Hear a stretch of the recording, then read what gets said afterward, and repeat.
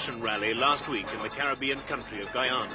These black Guyanese are supporters of the man elected Prime Minister 5 years ago, Mr. Forbes Burnham. World in Action shouldn't really have been here at Mr. Burnham's rally because he banned us after Guyana's last elections in 1968.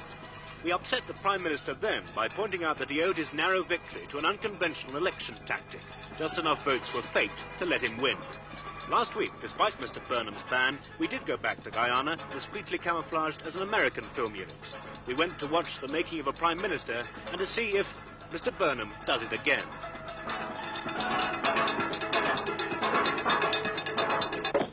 I've got on my list a Barbara Curtis, who gives this address as her address. Never heard of a woman of that name. How long have you been here? About 15 years. Anyone live upstairs? No, nobody. In this World in Action film, made in 1968, we annoyed Mr. Burnham by checking on the 40,000 Guyanese voters he claimed were living overseas in England. The film showed that the vast majority of these Guyanese, supposedly alive and well in the back streets of Britain, just didn't exist. They'd been invented. Despite our report, these invisible voters later appeared in the ballot boxes of Guyana in large enough numbers to give the Prime Minister a working majority. Come in front, comrades, come in front, come in front. Come on, comrades, come on, come on. So that the leader can see those faces, those happy faces, those PNC faces. Last week, Mr. Burnham went to the polls again. Since 1968, Forbes Burnham has become a considerable statesman among leaders of the Third World, who recently conferred in Guyana. He talks the language of black power. Let me hear you give a cheer for the comrade leader as he comes on. Louder than that, comrades, louder! Though helped to power by America's CIA, Mr. Burnham has recently taken a sharp left turn to establish links with Russia, Cuba and China and nationalize some foreign-owned industry. But unfortunately for the Prime Minister, this international success has not removed his problem of winning votes in Guyana. It is not for me to tell you in which direction a bright future lies. It would be, on my part, an imposition on your intelligence to tell you which of the political parties can offer you the future which you want and the future which you deserve. Tomorrow, I ask you to make your decision. Make it conscious of the fact that not merely does your future depend upon that decision, but the future of your children, the future of generations yet unborn. Mr. Burnham's problem is that he's black, and so are most of his party. Unfortunately for these descendants of African slaves imported by the British, they're outnumbered by the brown descendants of Indian labourers, also imported by the British to this small South American country. Guyana is isolated between Venezuela and Brazil on the northwest corner of the continent. The Indians, opposed to Burnham, have just over half the population, but they're increasing faster than the Africans. The black Guyanese make up some 30% of the country and provide Mr. Burnham's electoral base. The rest are of mixed or European descent or belong to the original Amerindian tribes of the interior.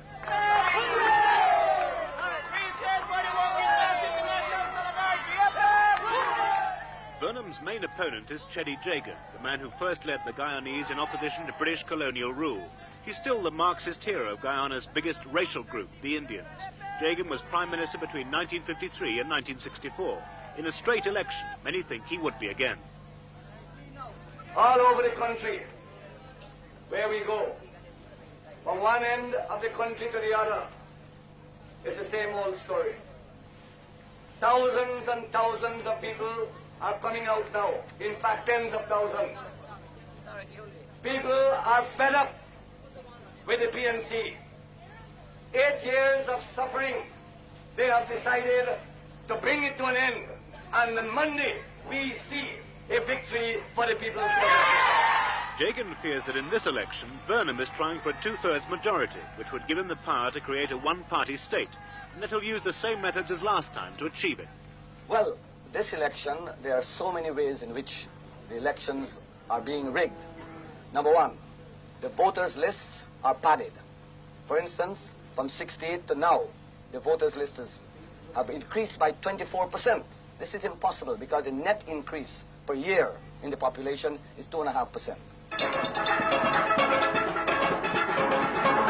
The problem for Mr. Burnham and his supporters is simple: how to keep power in a country where the racial majority is Indian. And this time the Prime Minister is aiming for something more ambitious than a simple victory. This time he wants a two-thirds majority, enough to change the country's constitution. But before this election, he promised that the irregularities of 1968 would not occur again. Well, the irregularities which we noted were primarily an excessive number of registration of Guyanese overseas. And what is noteworthy, that of the number supposedly registered in 1968, slightly over only 50% voted, as against a poll here of over 90%. And it was because of the precautions we took that the poll overseas was relatively so low. The re-preparation of the lists, I think, this time will avoid that. To check on Mr. Burnham's change of heart, World in Action got possession of the new lists of Guyanese registered to vote and said to be living in England. These were compiled about 6 months ago. The first signs were promising. The number of Guyanese said to be in Britain had been reduced from 40,000 last time to 18,000, a total just about in line with the recent British census. Perhaps this time Mr. Burnham was playing it straight. But our first experiences in London raised some doubts. Do you live next door to this house they're pulling down? That's correct, I live in here. I'm looking for Mr. Eric Nightingale. Did he ever live there? No, not 15 years. I've been living here 15 years. Does Peggy Bennett live here? No. Has she ever lived here? Not that I know of, no. No, not to my knowledge. Well, not in this particular part of the street. Not since 1935, anyway. Can you tell me, does Maurice Phillips live here? No. Or Oliver Phillips? No. Or Pauline Phillips? No. Or Robert Phillips? Never heard of him. Excuse me, we're looking at 23 Road Street. Well, it was here about 2 years back, but the road's been cut off with corrugated iron. It's just erected new flats. How long ago was that? About 2 years. From the official lists, we took 550 names and addresses of voters in London, Birmingham and Manchester. First we checked 350 in London. We found that less than a third were genuine. Sunwell Street in Peckham has been closed off for a year and the houses demolished.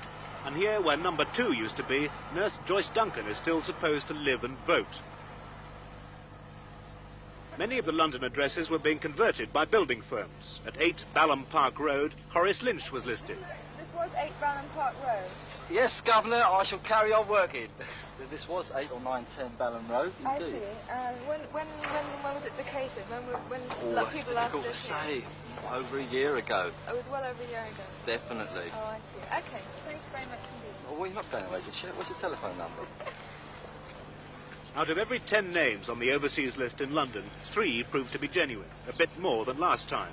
So to underpin our London survey, we checked another 200 names in Birmingham and Manchester.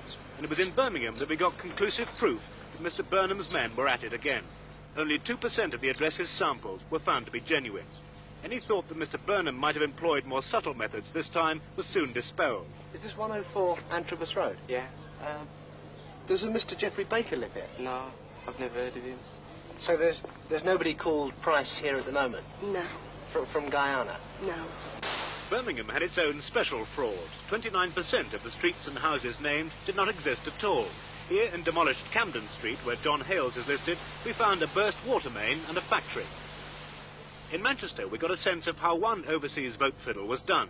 Many of the people on Mr. Burnham's lists here did exist. The only problem was that they were Jamaicans, not Guyanese. However, some of Mr. Burnham's fixers at least have a sense of humour.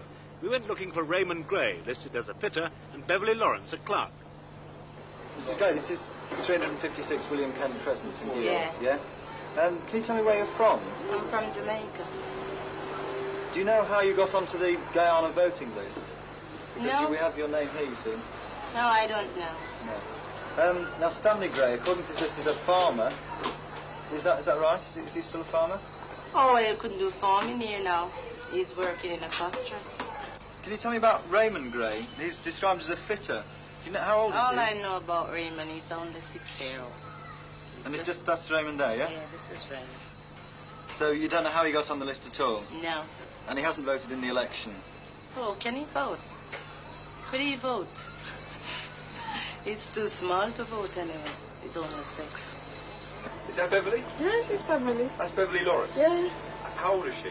She's 7 months. 7 months? Yeah. Did you know she's down on the Guyanese election list? No. She's actually down here with a vote to vote in Guyana. She's a separate. No, I didn't know. Do you know how else you could have got on the list? I don't know, no idea at all. Are you from Guyana? No, Jamaica.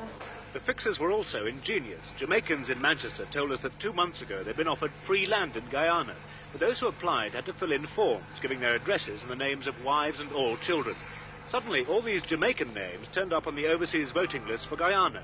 One Jamaican joined in the spirit of the thing and actually voted. Fred Finlayson. How many people voted from this house? 3. 3?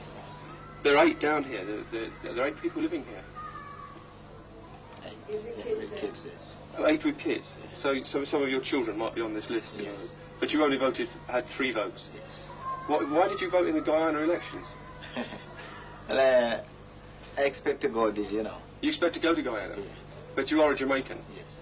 You think that's okay to vote in the Guyana elections? Makes no difference. But what difference does it make? In 1968, the fake overseas vote gave Mr. Burnham a working majority. This time, there were 33,000 overseas voters. In Canada, there were 3,000 Guyanese registered to vote. Next was the United States, which had 7,000 on the list. But the biggest single group was in Britain, which had 18,000 people registered. Being extremely generous, we accepted that a third of these were genuine. Though unlikely, this would make a maximum of 6,000 bona fide voters here. But that still means that up to 12,000 votes had been invented in Britain for this election. A spot check in America suggested a similar pattern over there. Just off Trafalgar Square in London is the office of the Guyana High Commission. The chief election officer for the overseas vote in Britain is Guyana's High Commissioner, Sir John Carter. He personally took the votes cast back to Georgetown, the capital of Guyana, before the election. Having established that many voters in Britain did not exist, we now wanted to see if Mr. Burnham would get that 2/3 majority.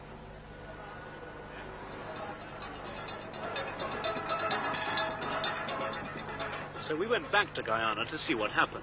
To get round the ban on World in Action, we sent an American colleague in from New York with an American film unit to cover the election campaign. Voting is simple. All you are required to do is to put an X opposite the list of candidates of the party of your choice. Voting is secret. When the presiding officer has given you a ballot paper, go into the polling compartment and mark your ballot. Before you put the ballot paper into the ballot box, your finger will be stained with electoral ink. Having done this, you are to leave the polling place quickly and quietly. When the polls opened early last Monday, the opposition leader, Cherry Jagan, toured the Indian areas where his support was strong. It soon became clear that things were not going smoothly. So didn't give you a paper to vote? No, they don't give me. When they make me swear everything. When I don't swear, they ask that one, ask that one. They say, we can't give me a ballot paper. Michelle give me, he said no. They go put it right in the post give me. We don't want that. It's damn nonsense. Oh, well, anyway, we can see just now why. We're waiting for some guy my name in the list. And you ask me, what else happening here? Down at the polling station at the new road here. They have 3 comrades there that they tell by the women by name of Ruby something vote for 3 people there. I can't remember the title. Isn't it that only 2 people you can vote for, 2 proxies you can cast? Among the crowds in the first district was one Indian who listed his complaints for us. From industry to Montrose, there are approximately 370 persons voted by postal voting. And in it I have seen quite a number of people who are already dead. For instance, Benjamin Kunar, a doctor, has died over 2 years now. Lamy Bacchus, an old chauffeur, has died over a year now. Bakshali has died over 2 years.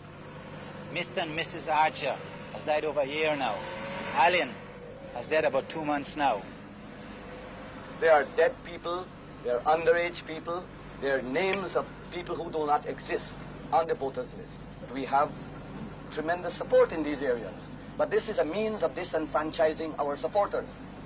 You have to tell our chap in there, to tell the officer that they must do the staining after the man goes. The police officer do not allow nobody to go up. They don't want to hear They even give me a rough time if you want to go offer these people something to eat. No, this is the situation. This lady is a voter. She voted last election. Now her name is not on the voters list. Was it on the list before? First list? Yes. Yes. It was in the first list that came out first for this election? Yes. Your name was there? Yes. And now your name not there? Yes. All right, that's one case. Okay, very good. It wasn't just Jagan's party that complained of fraud. Dr. G. Kumar is the leader of the Conservative Liberator Party. Well, the main thing, the theme running through the entire election procedure really is one of fraud. This has occurred at various levels. There were people who were dead who voted.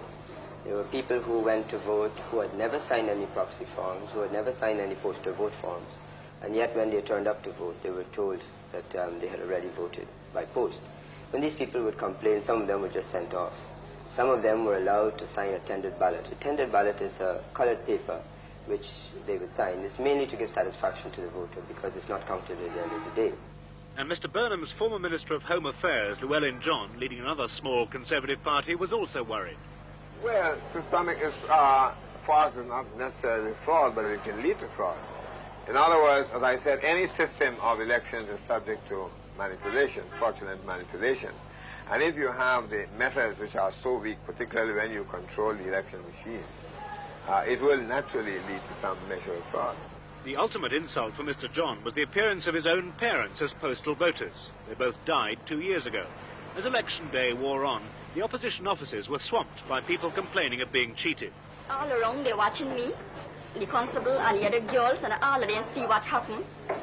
He didn't tell you why he's putting it? No, he didn't tell me any nothing. explanation? No. When you came in, they called your name? Yes, They called your number? Yes, I. You showed your I identification card? Yes. And so you weren't allowed to vote then? Yes, I vote. But your vote isn't put in the regular ballot box? That's right. And they mark your finger? Yes. They mark your finger? Yes. That you voted? Yes. But your vote doesn't go in the regular box, and you were given no explanation whatsoever? They didn't want to hear it. They showed me the way to walk out. I said they voted already. They said you voted already? Yes. By proxy? They told you or how? They said they voted already. For an underdeveloped country, a remarkable number of Guyanese, 93%, can read and write. The interest in politics is also intense, and the right to vote, so long demanded before independence, seems highly valued. Yeah, they said they voted already. You did not vote already? No, I never voted yet. They didn't sign the paper.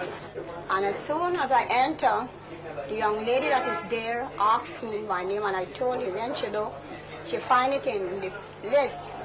She said, you cannot vote now no more because you vote by postage. I said, what?